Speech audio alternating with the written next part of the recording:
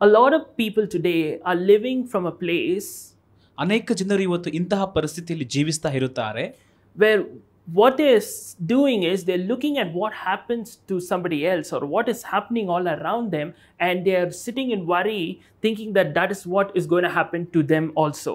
So ಪಕ್ಕದಲ್ಲಿ ಅವರಿಗೆ ಬೇರೆಯವರಿಗೆ ಆಗುವಂತಹ ವಿಷಯಗಳನ್ನ ನೋಡಿ, ಸುತ್ತಲೂ ಕೆಲವರಿಗೆ ಆಗುವಂಥ ವಿಷಯಗಳನ್ನ ನೋಡಿ ನಮಗೂ ಕೂಡ ಅದು ಸಂಭವಿಸುತ್ತದೆ ಎಂಬುದಾಗಿ ಅವರು ಚಿಂತೆಗೆ ಒಳಗಾಗುತ್ತಾರೆ. Like for example, when the pandemic hit, a lot of people were scared. Oh, everybody else is having COVID and they're dying of COVID. I may also get it. ಉದಾಹರಣೆಗಾಗಿ ನಾವು ನೋಡುವುದಾದರೆ ಆ ಕೋವಿಡ್ ಸಮಯದಲ್ಲಿ ಇವರಿಗೆ ಕೋವಿಡ್ ಬಂದಿದೆ, ನನಗೂ ಕೂಡ Covid ಬರಬಹುದು ಎಂಬುದಾಗಿ ಅನೇಕರು ಚಿಂತೆಗೆ ಒಳಗಾಗಿದ್ದರು. Or when they saw other people are getting laid off in their jobs, they're losing their salaries and they're losing so much of financial stability in their life, they are fearing that that's going to happen to them also. ಇನ್ನು ಕೆಲವು ಸಮಯದಲ್ಲಿ ಕೆಲವರು ತಮ್ಮ ಕೆಲಸಗಳನ್ನು ಕಳೆಕೊಳ್ಳುವಾಗ ಅಥವಾ ಅವರ ಸಂಬಳಗಳನ್ನು ಕಳೆಕೊಳ್ಳುವಾಗ ಅಯ್ಯೋ ನಮಗೂ ಕೂಡ ಅದೇ ರೀತಿಯಾಗಿ ಸಂಭವಿಸುತ್ತದೆ ಎಂಬುದಾಗಿ ಅನೇಕರು ಚಿಂತೆಗೆ ಒಳಗಾಗಿರುತ್ತಾರೆ. Or when you look at young people, they see, oh my gosh, so many people are getting divorced, maybe that's going to happen to me too. ಇನ್ನು ಕೆಲವರು ಯವನಸ್ಥರು ನೋಡುವಾಗ ಅಯ್ಯೋ ಅನೇಕರಿಗೆ ಮದುವೆಯಾಗಿ ಡಿವೋರ್ಸ್ ಆಗ್ತಾ ಇದೆ, ನನಗೂ ಕೂಡ ಹಾಗೆ ಆಗ್ಬಿಡುತ್ತೆ ಎಂಬುದಾಗಿ ಇನ್ನು ಅವರು ಭಯಪಡುವಂತವರಾಗಿರುತ್ತಾರೆ. But I want you to understand something here. ಆದ್ರೆ ಇಲ್ಲಿ ನೀವು ಬೇರೆ ಒಂದನ್ನು ಅರ್ಥ ಮಾಡಿಕೊಳ್ಳಬೇಕೆಂದು ಬಯಸ್ತೇನೆ. What happens to somebody else is not the standard for your life. So ಬೇರೆಯವರಿಗೆ ಆದಂಥದ್ದು ನಿನ್ನ ಜೀವಿತಕ್ಕೆ ಅದು ಸಮರ್ಥನೆ ಆಗುವುದಿಲ್ಲ. Your standard is the word of God. ನಿನ್ನ ಒಂದು ವ್ಯಕ್ತಿಗತ ಅದು ದೇವರ ವಾಕ್ಯವಾಗಿದೆ. You don't have to base your life based on what is happening or what happened or what didn't happen for somebody else. ನಿನ್ನ ಜೀವಿತವನ್ನ ಬೇರೆಯವರಿಗೆ ಏನು ನಡೆದಿದೆಯೋ ಅಥವಾ ಅವರಿಗೆ ಏನು ನಡೆದಿಲ್ವೋ ಅನ್ನುವುದರ ಮೇಲೆ ನೀನು ತೀರ್ಮಾನ ತೆಗೆದುಕೊಳ್ಳಬಾರದು. Your life is based on the promises that God has given you. ನಿನ್ನ ಜೀವಿತವು ದೇವರು ನಿನಗೆ ಕೊಟ್ಟಂತ ವಾಗ್ದಾನಗಳ ಮೇಲೆ ಆಧಾರವಾಗಿದೆ. And you don't have to sit in that worry of what happened to them is going to happen to you. So ಆದ್ರಿಂದ ಬೇರೆಯವರಿಗೆ ಆದಂತದ್ದು ನಿನಗೂ ಕೂಡ ಆಗುತ್ತದೆ ಎಂಬುದಾಗಿ ನೀನು ಚಿಂತಿಸುತ್ತಾ ಕೂತುಕೊಳ್ಳುವ ಅವಶ್ಯಕತೆ ಇಲ್ಲ. For example, when you look at Acts chapter 12, ಉದಾಹರಣೆಗೆ ನೀವು ಅಪೊಸ್ತಲ ಕೃತ್ಯಗಳು 12ನೇ ಅಧ್ಯಾಯವನ್ನು ನೋಡುವುದಾದರೆ, the mighty apostle James was killed by King Herod. So ಅರಸನಾದ ಹೆರೋದನಿಂದ ಅಪೊಸ್ತಲನಾದಂತಹ ಯಾಕೋಬನು ಕೊಲ್ಲಲ್ಪಡುತ್ತಾನೆ. And now Peter is in a very similar place. ಈಗ ಪೇತ್ರನು ಕೂಡ ನಂತರದ ಸ್ಥಾನದಲ್ಲಿ ಇದ್ದಾನೆ. In the natural, it looks like it happened to James, it's also going to happen to him. ಸ್ವಾಭಾವಿಕವಾಗಿ ನಾವು ನೋಡುವುದಾದರೆ ಯಾಕೋಬನಿಗೆ ಸಂಭವಿಸಿದೆ, ನಂತರ ಪೇತ್ರನಿಗೂ ಕೂಡ ಸಂಭವಿಸಿದೆ ಎಂಬುದಾಗಿ ಅಂದುಕೊಳ್ಳಬಹುದು. But you see, in a supernatural way, God intervenes and Peter is saved.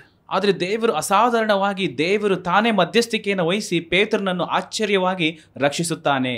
Just because James was killed does not mean Peter was killed. So ಯಾಕೋಬನು ಸತ್ತ ಮಾತ್ರಕ್ಕೆ ಪೇತ್ರನು ಕೂಡ ಸಾಯುವುದಿಲ್ಲ.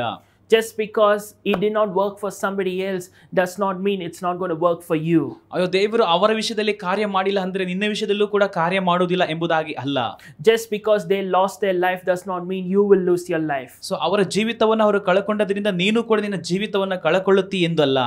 Just because the child went off track does not mean that you are also going to go off track. So ಆ ಒಂದು ಮಗು ದಾರಿ ತಪ್ಪಿ ಹೋಗಿದೆ ಎಂಬುದಾಗಿ ನಿನ್ನ ಮಗು ಕೂಡ ದಾರಿ ತಪ್ಪಿ ಹೋಗುತ್ತದೆ ಎಂಬುದಾಗಿ ಅಲ್ಲ. Just because everybody else is struggling financially does not mean you will struggle too.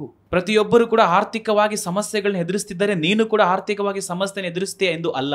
So I want you to stop looking at what other people are going through or what happened to them and thinking that that's what is going to happen to you, and get to a place where you get into an agreement with God and say, God, your word and your promises are the final statement for my life. ಆದ್ದರಿಂದ ಬೇರೆಯವರ ಜೀವಿತಗಳನ್ನ ಬೇರೆಯವರ ಕಷ್ಟಗಳನ್ನ ನೋಡಿ ನಿಮ್ಮ ಜೀವಿತವೂ ಕೂಡ ಹಾಗೆ ಎಂಬುದಾಗಿ ನೀವು ನಿರ್ಧರಿಸದೆ ದೇವರೊಂದಿಗೆ ನೀವು ಪ್ರಾರ್ಥನೆ ಮಾಡಿ ಕರ್ತನೇ ನೀನು ಹೇಳುವಂತಹ ಮಾತೆ ನನಗೆ ಅದು ಅಂತಿಮ ಒಂದು ನಿರ್ಧಾರವಾಗಿದೆ ಎಂಬುದಾಗಿ ಹೇಳಿ. See, sometimes people may think well for you and say, see, it didn't work for me, I lost this much money, or I went through this hurt, it's not going to happen. They may mean well when they say all of those things. ಕೆಲವರು ನಿಮ್ಮ ಬಳಿಗೆ ಬಂದು ನೋಡಿ ನನಗೆ ಈ ರೀತಿಯಾಗಿ ಆಯಿತು, ಇಷ್ಟು ನಷ್ಟ ಆಯಿತು ಎಂಬುದಾಗಿ ಹೇಳಬಹುದು. ಆ ರೀತಿಯಾಗಿ ಅವರು ಹೇಳುವುದು ಒಳ್ಳೆಯದೇ. Sometimes people told me, see, so many people started ministry, it didn't work for them, it may not work for you. ಕೆಲವರು ನನಗೂ ಕೂಡ ಹೇಳಿದ್ದಾರೆ, ನೋಡಿ ಅನೇಕರು ಸೇವೆಯನ್ನು ಪ್ರಾರಂಭಿಸಿದ್ರು ಆದರೆ ಅವರಿಗೆ ಅದು ಆಗಲಿಲ್ಲ, ನಿನಗೂ ಕೂಡ ಹಾಗೆ ಆಗ್ಬೋದು ಎಂಬುದಾಗಿ ಅವರು ಹೇಳಿದರು.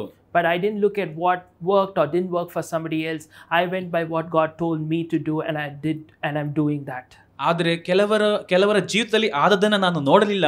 ನನ್ನ ಜೀವಿತದಲ್ಲಿ ದೇವರು ಏನನ್ನ ಇಟ್ಟಿದ್ದಾನೋ ಅದನ್ನ ನಾನು ನಂಬಿಕೊಂಡು ಮುಂದಕ್ಕೆ ಸಾಗಿದೆ. And that's how we are in a place where my ministry is just turning 12 years old. ಅದಕ್ಕಾಗಿಯೇ ಈಗ ನನ್ನ ಒಂದು ಸೇವೆಯು 12 ವರ್ಷಗಳ ಕಾಲ ಮುಗಿದಿದೆ. And I want you to understand the same thing in your life. ನಿಮ್ಮ ಜೀವಿತದಲ್ಲೂ ಕೂಡ ನೀವು ಇದನ್ನು ಅರ್ಥ ಮಾಡಿಕೊಳ್ಳಬೇಕೆಂದು ನಾನು ಬಯಸುತ್ತೇನೆ. You don't have to look at somebody else and decide how to run your life. Listen to what God is asking you to do and continue to do what He wants you to do. Go after what He's placed in you, and I'm sure He will lead you to the best path He has for your life. ಆದ್ದರಿಂದ ಎಷ್ಟು ಮಾತ್ರಕ್ಕೂ ಇತರರ ಜೀವಿತಗಳನ್ನ ನೋಡಿ ನೀವು ನಿಮ್ಮ ಜೀವಿತವನ್ನ ಕುರಿತು ನಿರ್ಧಾರಗಳನ್ನು ತೆಗೆದುಕೊಳ್ಳಬೇಡಿ. ಪ್ರಾರ್ಥನೆ ಒಂದಿಗೆ ದೇವರು ನಿಮಗಾಗಿ ಇಟ್ಟಂತಹ ಉನ್ನತ ಉದ್ದೇಶವನ್ನ ದಾರಿಯನ್ನ ನಂಬುತ್ತಾ ಮುಂದಕ್ಕೆ ಸಾಗಿ.